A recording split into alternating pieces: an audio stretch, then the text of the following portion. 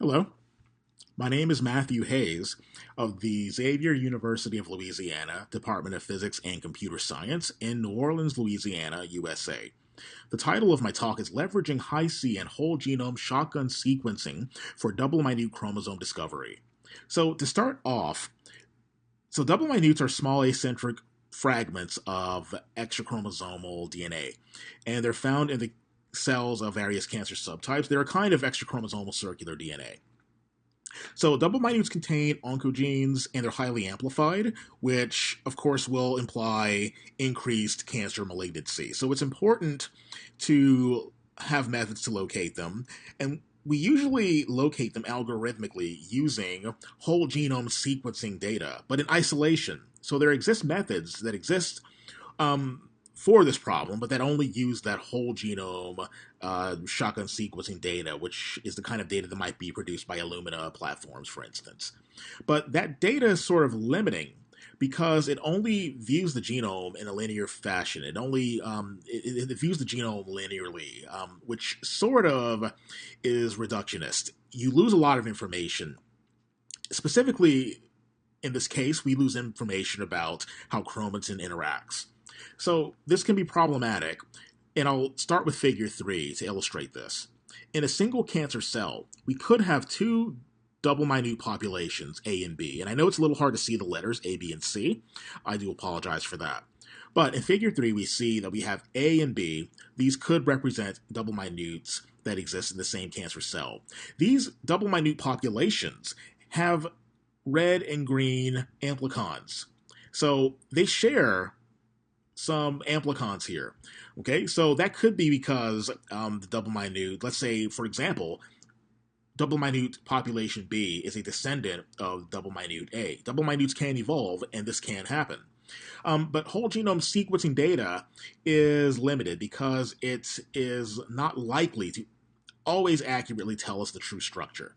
In this case, are we dealing with, if it's a whole genome sequencing based method, are we really dealing with a cell of two populations, A and B, or does the cell contain a single population of double minutes, the double minute chromosome C?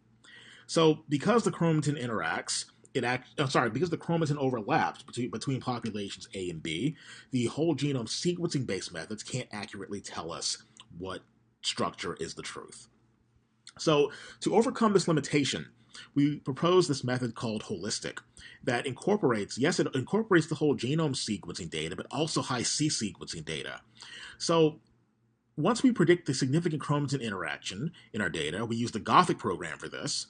And then once we incorporate the whole genome sequencing data and predict double minute chromosomes there, and for this we use a combination of Amplicon Finder and DM Finder produced by our lab previously. We also use the DELI program to identify breakpoints.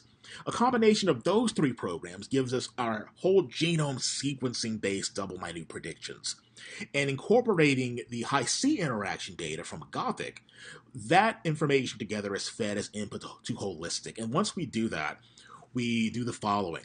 The holistic algorithm does what we see in figure 4. It takes the predicted double minutes. For each amplicon, it creates a vertex in this interaction graph on the right. And it places an undirected edge between vertices if the Hi-C data says there's heightened chromatin interaction. Once the graph is constructed, the holistic algorithm is going to find all maximal clicks. And when it does this, each maximal click will indicate a separate double minute chromosome population. So for figure 5, we're doing the same thing, but in this case, we see that larger double minute, this should this should induce its own interaction graph, which will be complete in theory. So in this case, a complete graph is trivially its own maximal click. So when we extract the maximal clicks here, and when we use the Braun-Kerbash algorithm for this, we should get the double minute prediction that we see here. So once again, bottom line, each double minute population is indicated by a separate maximal click. And even though we're using the Braun-Kerbash algorithm, it has run fast in practice for our experiments because, of course, finding maximal clicks is an NP-hard problem. However, as mentioned, this has been a fast operation in practice. So, to our results. In figure 8, we actually see another interaction graph. This is from simulated data. All of the vertices here were initially predicted as being a single double minute in our whole genome sequencing Illumina data, or I should say our simulated data. So that was not the reality, however. In reality, each of the circled maximal clicks here were the true double minutes, and these are the double minutes that were identified by HiTSeq because these are the maximal clicks. So HiTSeq was able to tell us what the true original double minutes were. And this is possible using our simulated HiC data. So the same thing's happening in figure 9. All of these vertices were initially predicted as being a single double minute, but HiTSeq told us that each of these circled regions, each of these maximal clicks, were in fact the true double minutes, and that is the reality. That was the reality in our experiments.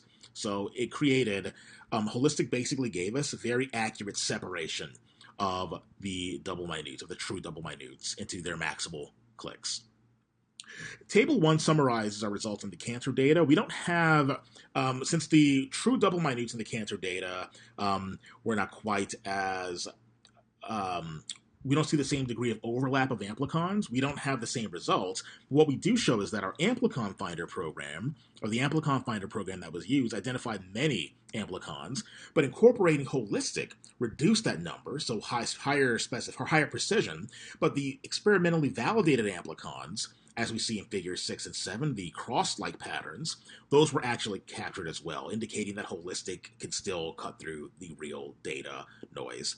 So we'll continue to develop this method further, and we hope to see some good things. Thank you very much for listening.